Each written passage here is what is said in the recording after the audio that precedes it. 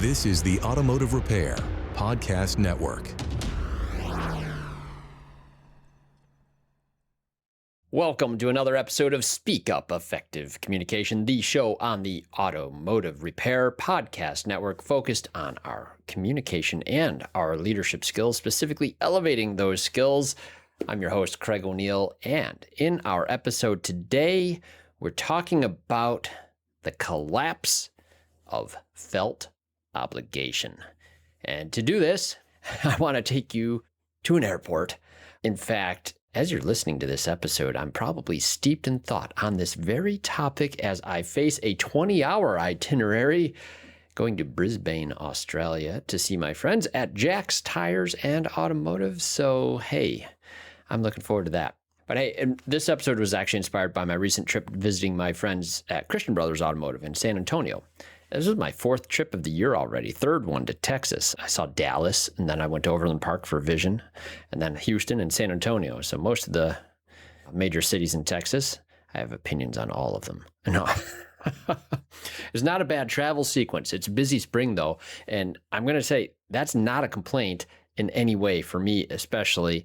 Some of you who know my earlier stories from the shop days, I used to do my vehicle road tests around the airport near us, International Airport. So it was modestly busy, but I considered myself blessed every time that I got to drive on that road and a plane would be landing right over the car. It was just from an aviation family that was always exciting. So when it's air travel season, I'm still the mindset, I get to do this. Flying's really neat, and I still love a window seat when I don't crave the extra space of the aisle.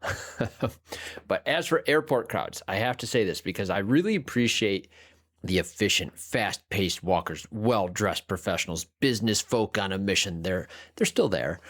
They're out there, folks. But on this recent trip, that group was a little bit more outnumbered, I would say, by the vacationers. Vacationers, right? We've all been that person, hopefully. I meet a lot of people who don't travel by air, even on vacation sometimes, and really have barely even flown ever in their life. If that's, you got to check out an airport sometime because it's a hoot. And this is what I mean. It is such a fun place to watch people. The vacationers, the very appearance of it contains multitudes. You have stressed anxiety with aloofness.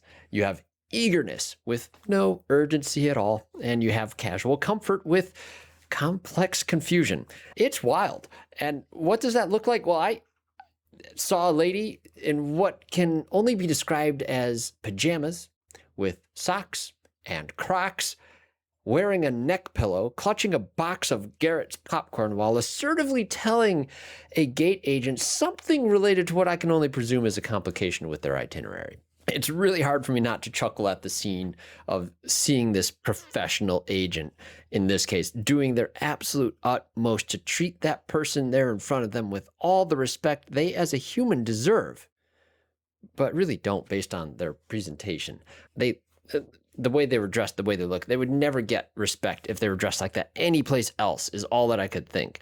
And again, I don't want to sound judgy or complainy or anything. I love people, and look, if any of you resemble that sock and Croc combo, well, I'm sorry, but we do need to talk. But my point here is actually that airports are just a great people-watching venue on this planet.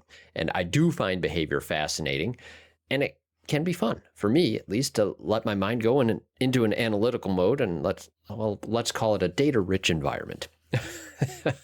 But hey, what I've already described, that's not uncommon in an airport, but I did see in this recent trip, I felt like it was a little bit more of a pattern combined with some other things. And it's my belief here that what I was observing in the airport most recently, it doesn't actually stay in the airport. I believe that our society has broadly been experiencing what I will call a collapse of felt obligation. And before we get more into that, we're going to introduce the word of the day for today's episode. And the word of the day is Dapper. And if I've used that one and you can find which episode I might have used that on, you got to let me know. And maybe we'll send you a t-shirt from the show or something like that. But the word Dapper, I will define that word for you after we hear a word from our sponsors who make this show possible. Hey friends, as you know, I'm a proud member of the AutoFlow team, and let me tell you, we've changed how business is done for auto shops everywhere. We support your client experience before, during, and after the work is done. Imagine this: timely updates sent directly to your clients, branded digital vehicle inspections, and seamless communication from start to finish. That's why shops love AutoFlow. And hey, with those 5-star reviews rolling in, you'll wonder how you ever managed without us. Take an important next step and take your auto shop to the next level. Visit www.autoflow.com. Get on board with an AutoFlow trial. Want to see your auto repair shop thrive? Are you looking to drive more customers to your auto repair shop? Let ShopDog Marketing be your guide. Our customer-first approach, combined with AI-driven creative content, ensures top rankings. Dominate mobile first and voice search with our specialized expertise. Reach out to ShopDog Marketing today and start growing your business. Don't miss out on this chance to boost your business. Visit shopdogmarketing.com. Inbound has exclusively served independent auto repair shops with expert communication solutions for years. Our robust VoIP platform ensures you stay connected while our industry-leading AI analytics take your business to the next level. We provide the tools you need to understand your customers and optimize every interaction. Choose Inbound for proven expertise and unmatched innovation. Visit callinbound.com and discover the difference we can make. What if you knew exactly what to say to the price shopper, the upset customer, the person who says they cannot afford it? Every day, service advisors lose customers not because of bad service, but because of the wrong words at the wrong moment. Words That Work is a free phone scripts playbook built for auto service professionals. Every script includes the reasoning behind it, so you understand not just what to say, but why it works. Grab your free copy at serviceadvisortraining.com. All right, we are back. Today's word is Dapper, D-A-P-P-E-R, and this is defined as a neat and trim in dress and appearance, lively and brisk in movement or manner. To be dapper is to carry yourself with a quiet, intentional polish. I used in a sentence. The service advisor who greeted me was dapper. Pressed shirt, confident posture, and a presence that told me before he said a word that he took his work seriously. Now, I always like to throw in some etymology now too. The etymology on this one's worth noting because dapper actually traces back to Middle Dutch and Low German roots, with the word dapper meaning strong, sturdy, and bold. It later evolved in English to carry the meaning of neat and well-dressed. So at its origin, dapper wasn't about vanity. It was about strength of presence. And there's something fitting about that for today's episode. And there's a photograph that I was looking at that really captures what I'm thinking about perfectly. Actually, there are a lot of them. Just look up images from the 1950s or 60s of passengers boarding commercial flights. You see men in suits. You see women in dresses and gloves, children dressed as though they're going somewhere that mattered. Now, what I want to be careful of here is this, because this isn't nostalgia. Those decades had serious problems. For example, the smoking on those flights. Terrible. And I'm not suggesting we go back to white gloves and rigid social conformity. That is not the point I'm making here. The point is people dressed to fly, not because there was a rule requiring it, but because they understood that they were entering a shared public space that deserved something from them. The flight itself was treated as an occasion worth honoring, worth respecting. That is felt obligation, not forced, not mandated, specifically felt.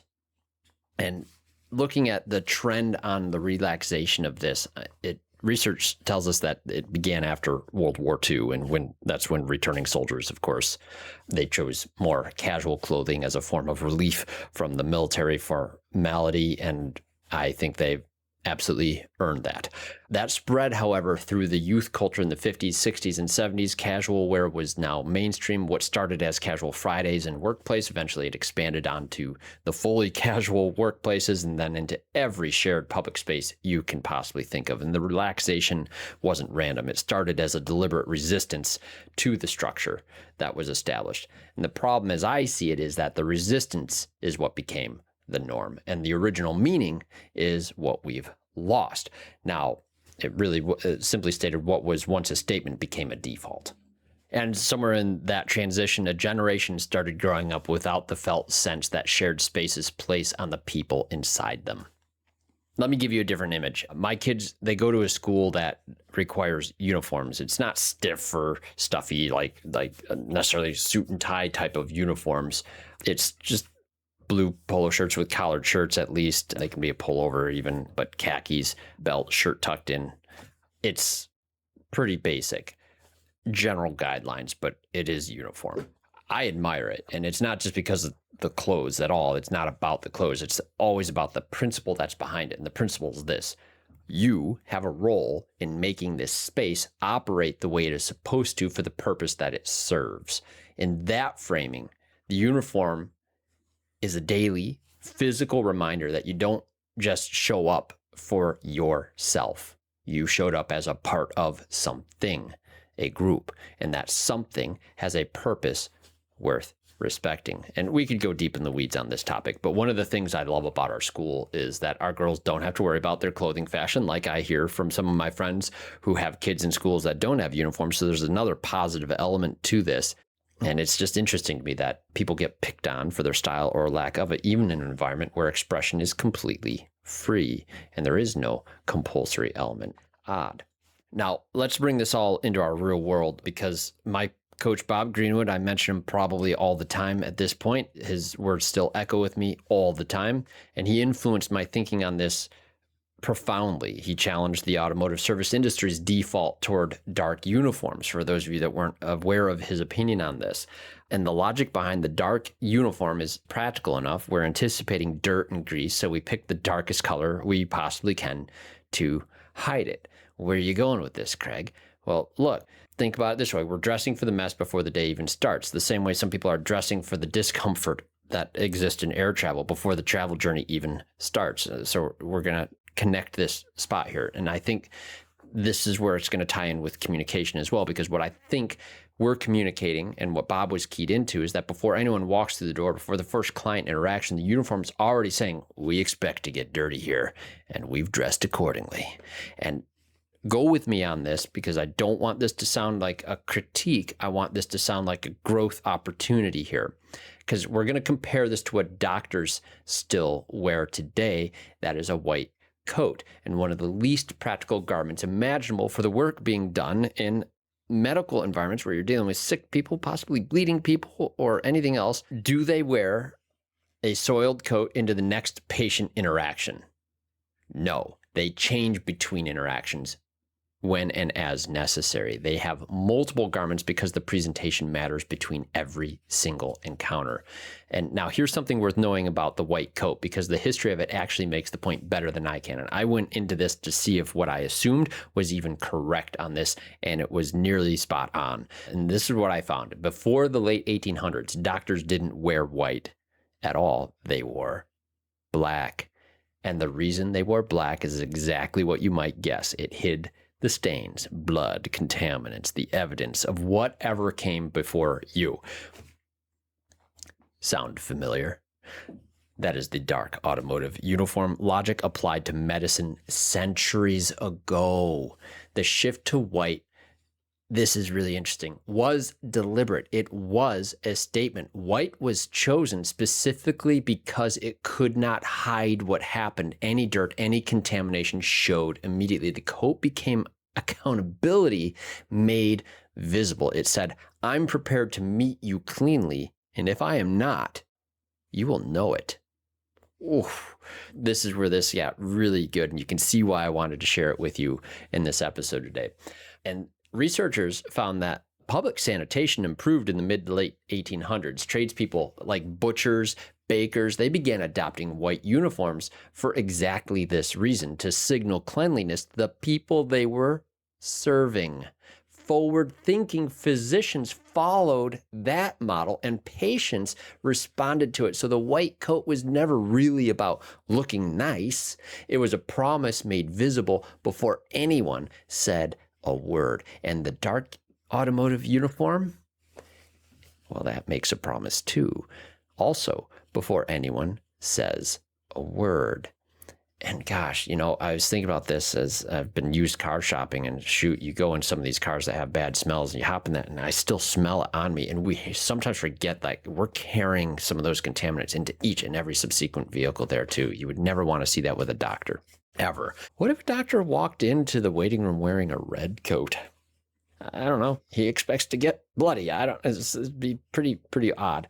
But look, the same principle, I feel like it applies to service advisors. A service advisor in clean slacks and a button-down shirt's going to be communicating something before they ever even say a word. They're signaling that the transaction matters, that the person they're meeting with matters, and that they showed up accordingly. Compare that to a dark uniform or sweatshirt with a rock band on it. Not a bad person, but the felt obligation to this space and the client isn't being expressed if that dress code isn't there. And look, clients will read however you present yourself, even if they cannot articulate it. Okay, now this is where this gets interesting to me, because you actually, if you make this shift, if like Carm Capriotto, we have the rise. He's talked about this topic a great deal. So if a mechanical specialist shows up clean, bright, and professional, something unexpected can happen now in this interaction. The way we dress can affect behavior. It can do it both positively and negatively. In either case, when someone's outside of a social norm, it will appear surprising. So the client could be very uncomfortable suddenly if you make this change, but in a very good way. Why? Right? Because the automotive service facility has its own established norm, and that norm in many clients' minds and their presupposed ideas, it's grimy. The dark shirts, we maybe have low expectations. It's the Hollywood mechanic scene reinforced by our presentation. So when a professional presentation doesn't match that expectation, it becomes the norm violation, right? The client is the one jarred now. They don't quite know what to do with this. And you might be thinking, well, yeah, we don't want to jar the client. Yes, you do. In this particular case, we absolutely do. What that discomfort is going to reveal is that the assumption they walked in with is no longer valid.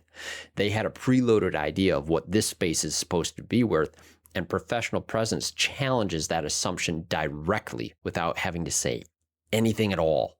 That's powerful. This is exactly the tension that Carm Capriotto's initiative called The Rise is working to address. The Rise is an active movement to elevate the language, image, and perception of the automotive service profession, mechanical specialist, automotive service facilities, clients. The terminology matters because the identity matters. But here's the challenge. You cannot rebrand a profession from the outside if the inside hasn't shifted. The resistance to that elevation isn't only coming from clients looking in. Some of it is coming from within the industry itself. So people inside the trade who are still dressing for the stereotype, they're trying to leave, that we're trying to leave behind, right? Still choosing that dark uniform, still conforming to an image that no longer serves the profession or the people in it. The environment that you create either cultivates or collapses felt obligation in the people inside it. And importantly, it sets the expectation for everyone who walks in the door. So I want to go back to the airport scene now, because on a flight recently, let this stuff sort of sit with you a moment. All right, we've touched on a lot, and I want to give you another example. And this one is on the flight. There was a kid right in front of me. He was sort of kicking the seat in front of him, slamming backwards into his own chair repeatedly and frequently, regularly throughout the flight. And the mother's response was just smiling at her kid, sort of shrugging it off, and deliberately avoiding any eye contact with the people that are kind of like looking at her to see what she's going to do. I need to be very careful here, because a kid acting on a flight is completely expected. They're their kids. That's not the story. The story is the mother modeling that the people around her don't require any attention or effort. I love this about flying. When I see little kids and whatnot, especially the experienced business travelers, again, I gotta give props to the people out there that are going through the business traveler routine with integrity. There is an added effort to accommodate parents with young children all the time. I see an expression of sincere sympathy and empathy for those parents, especially with young children, because most of us who've been through that know how challenging that is. And I think that's one of the cool moments of humanity where you observe people expressing care and consideration to those folks. It's very hard to do when the parent is oblivious, aloof, or just doesn't seem to care that their kid is going off the rails or other things too. Different takes there. But my point here is that this particular kid I observed, he was old enough, knew better, and no other issues with the kid that I could perceive anyways. The kids are watching their parents. And I feel like what kids will absorb in those scenarios quietly, repeatedly over the years is a worldview. And that's one that places the individual above shared space. Like, I can do anything I want. It doesn't matter about the people around me, and mom is modeling this. Risky thing. On the same trip, I actually had to ask a flight attendant to find whoever had their personal device playing audio without earbuds. Someone was on TikTok, audio was going, it was cranked up, and you could hear it over the music, and I'm trying to read a book, and there's other people looking around too. We aren't quite sure where it's coming from. If it were my neighbor, I would have definitely told them myself, but that's a terrible thing. And if you had that going around the whole cabin, it would be cacophony. That would be really frustrating. But I thought that very strange that someone could contentedly sit and look at their phone with their volume on in a group of people and not think that would be an incourteous thing to do. Like, what happened? Why wouldn't that sense of an obligation to not do that exist in there? And that's really what I mean by this sense of this collapse of felt obligation. It isn't rudeness exactly. It's the slow generational transmission of a deep-seated individualism that is counterproductive to society. It's being inculcated, absorbed, normalized until it feels like this is just how things are. And that's sort of the argument that people will make. Oh, you shrug it off, just deal with it, sort of a thing. It's like, that's not good. It's not good. And nobody wants to have to be in a position to have to assert to someone, especially an adult, what proper behavior or conduct is like. It shouldn't be necessary. But you see this everywhere. It's in movie theaters, public spaces, airports full of neck pillows and pajama pants, and the assumption that every other person in the room exists to accommodate you and your comfort or needs.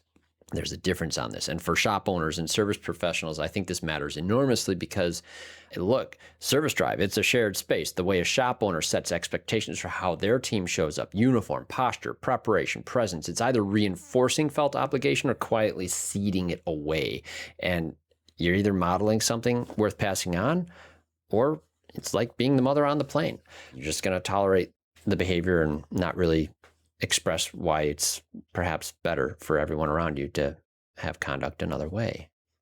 And I'm going to acknowledge another thing here because balance is really important. This is a topic that could be received right or wrong. I'm perfectly aware of that. And then I'm making a pretty direct challenge here on some simple principles.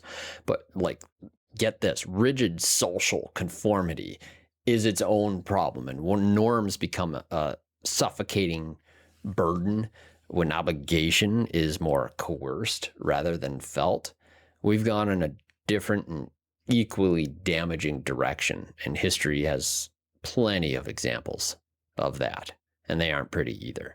But individual expression is real and it's valuable. The freedom to show up as yourself is a beautiful thing, and that's not what I'm arguing against. What I'm arguing for is the distinction between freedom and indifference, between choosing how to show up and simply expecting the room to absorb you. Felt obligation, by its definition, cannot be mandated. A dress code can require a uniform, but it cannot require the care behind it. And what I'm describing lives in the interior of this. It's a desire, a genuine want to consider others first, to honor the shared space you are operating within. You should want to consider others. That's the outcome I want you to sit with. So listen, in closing here, I just want to express there's a reason I wear a suit jacket and a button-down shirt with decent slacks when I travel. And I'm trying to keep that business casual presence alive in airports, at hotel registration desks, at airline kiosks, and every interaction along the way. It matters every single time. And I'm considerably sure that it changes the way I receive service from the people I interact with and the way that the people immediately around me experience the space. That's the irony here. I'm actually treated better by outwardly expressing respect for the people and the space that I'm in, just through appearance and conduct without even speaking. So I'm communicating that I am here deliberately, that I cared enough to prepare, that the people around me factored into my decision this morning. And if the compliment Dapper lands my way ever, that means something. Honestly, not at root. It's not vanity. It's a recognized strength and intention in presence. And that is something expert communicators can communicate before they ever open their mouth. Presence is the first message, and presence is a choice you make before you walk into any room. For you, that choice is available every single day. How you show up, how your team shows up, what your facility communicates before a single word is spoken. And look, I have a friend, a shop owner just up the street from me, Andy Polina. I was on an episode with him and Rick White way back on Carm show at one point. Some of you may know him. Andy told me recently, it was great. I was getting my motorcycle tires pressure checked here before my last ride, before selling a motorcycle.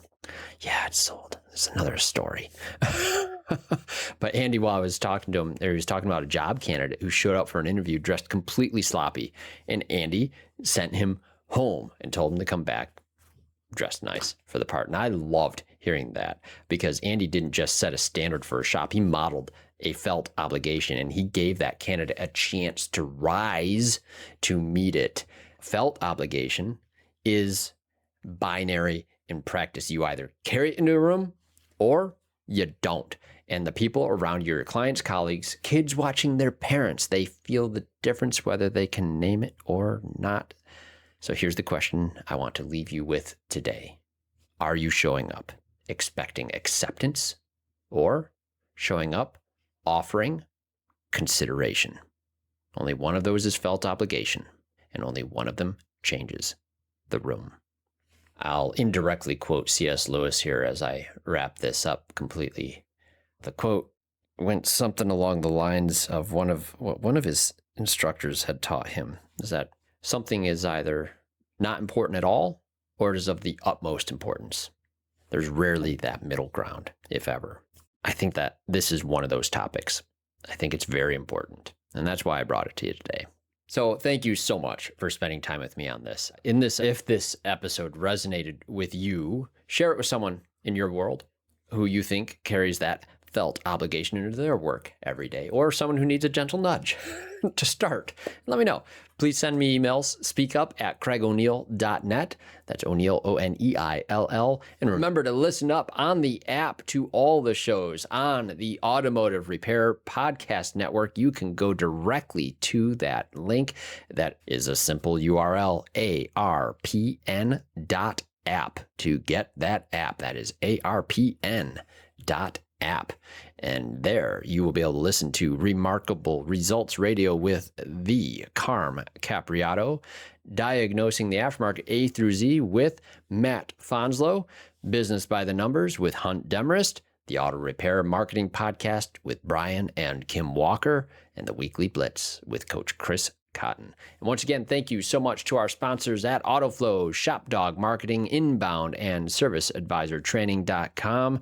We really appreciate you supporting the show and the message that we bring to this industry. And thank you, our loyal listeners, for joining us. Now get out there, listen up, speak up, and show up. You've been listening to Speak Up, Effective Communication with Craig O'Neill on the Automotive Repair Podcast Network. Download our exclusive podcast app at automotiverepairpodcastnetwork.com, because the best conversations in the industry start here. Check the show notes for Craig's YouTube channel and email. Let him know what topics you'd like him to speak up about. Yeah.